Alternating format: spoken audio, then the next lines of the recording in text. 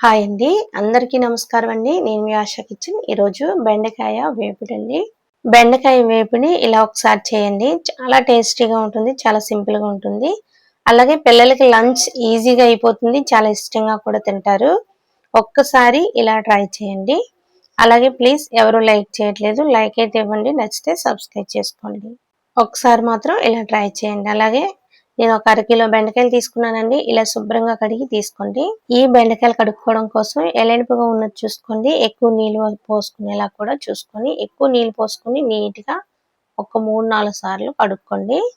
ఇలా సన్నగా తరుముకోండి. నీటిలో నుంచి ముందుగా పక్కన పెట్టేసుకోండి ఒక అరగంట.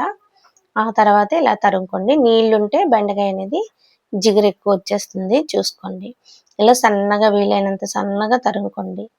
ఎంత సన్నగా తరుముకుంటే అంత బాగా ఏగుతుంది. జిగురు కూడా లేకుండా ఉంటుంది. ముందుగా స్టవ్ వెలిగించి మనం ఎందులోనైతే ప్రిపేర్ చేసుకోవాలనుకుంటున్నామో ఆ కళాయి పెట్టేసుకోండి. 4, 5 టేబుల్ స్పూన్ల ఆయిల్ వేసుకోండి. ఆయిల్ ఏమి ఎక్కువ పడదు. అలాగే 1 టీ స్పూన్ జీలకర్ర వేసుకోండి.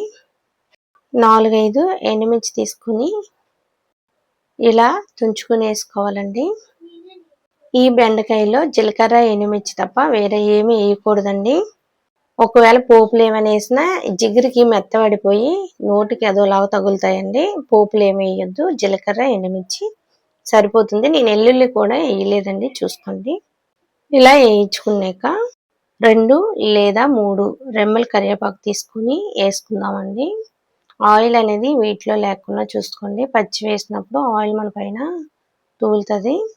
అలాగే 2 ఇలా వేయించుకున్నాక మనం కట్ చేసి పెట్టుకున్న బెండకాయ ముక్కలు కూడా వేసేసుకుందామండి మొత్తము. ఇలా బెండకాయలు అన్నీ వేసుకున్నాక మంట హైలో పెట్టుకుని ఒక్క 10 నిమిషాలు వేయించుకోవాలండి. మంట హైలోనే ఉండాలి. లో ఫ్లేమ్లో వద్దు, మీడియంలో వద్దు చూసుకోండి.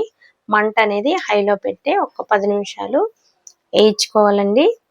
అలాగే అండి బెండకాయ వేయించుకున్నప్పుడు ఎవరైనా ముందుగా సాల్ట్ వేసేసుకుంటారండి. వేసుకోవద్దు. లాస్ట్లోనే వేసుకోవాలి. సాల్ట్ అనేది వేసుకున్నామంటే ఈ జిగురు అనేది లాస్ట్ వరకు ఉండిపోతుందండి. మనం ఎంత వేయించుకున్నా తగ్గదు. అలాగే మూత కూడా పెట్టకూడదు. సిమ్లో కూడా పెట్టుకోకూడదు. మొత్తం హైలోనే వేయించుకోవాలి. అందుకండి వీడియో ఎక్కడ క్లిప్ చేయకుండా చూడాలి. ఇలాంటి చిన్న చిన్న టిప్స్ ఉంటే మిస్ అవుతారు. చూడండి ఒక 10-15 నిమిషాలకి హైలో పెట్టి వేయించుకోవడం వల్ల బెండకాయలో నుంచి జిగురు అనేది పోయి ఇలా పొడి పొడిగా చక్కగా అయిపోతుందండి.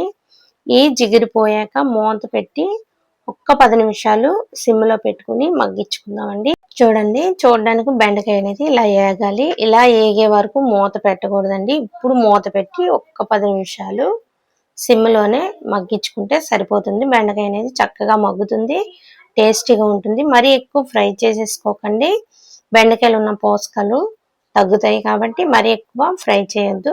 ఇలా చక్కగా ఫ్రై అయ్యాక మూత పెట్టేయండి. జిగురు బయటకు కనిపించలేనంత వరకు ఫ్రై చేసుకోండి. ఇప్పుడు మూత పెట్టేసి 10 నిమిషాలు సిమ్లో మాత్రం మగ్గించుకోండి. చక్కగా చూసారా మగ్గిపోయింది. ఇప్పుడు ఒక్క 5 నిమిషాలు మీడియంలో వేయించుకోండి. యాజ్ టీజ్గా ఇలాగే చేయండి. మరీ ఎక్కువ వేయించేసుకోవద్దు. బెండకాయ అనేది కాస్త బెండకాయలో ఆ పచ్చిదనం ఉన్నప్పుడే బాగుంటుంది. ఇలా వేయించుకున్నాక 1/2 టీ స్పూన్ పసుపు వేసుకుందామండి. 1/2 టీ స్పూన్ కారం అండి. అలాగే నేను కారం అరకిలో బెండకాయలకి వేసుకుంటున్నాను. 1/2 టీ స్పూన్ వేసుకోండి. లేదు ఎండుమిర్చి వేసుకున్నారు కాబట్టి తినే కారాన్ని బట్టి చూసి వేసుకోండి. అలాగే టేస్ట్కి సరిపడినట్టు సాల్ట్ కూడా వేసుకోండి. సాల్ట్ అనేది ఎప్పుడు బెండకాయ వేయించుకున్నప్పుడు లాస్ట్లోనే వేసుకోవాలండి.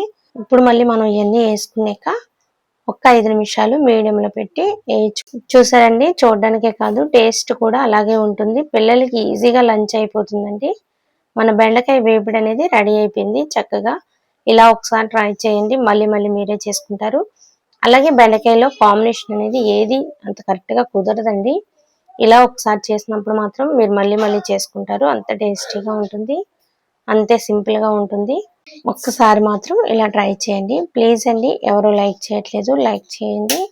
నచ్చితే సబ్స్క్రైబ్ చేసుకోండి. అలాగే థ్యాంక్ యూ అండి. బాయ్ అండి.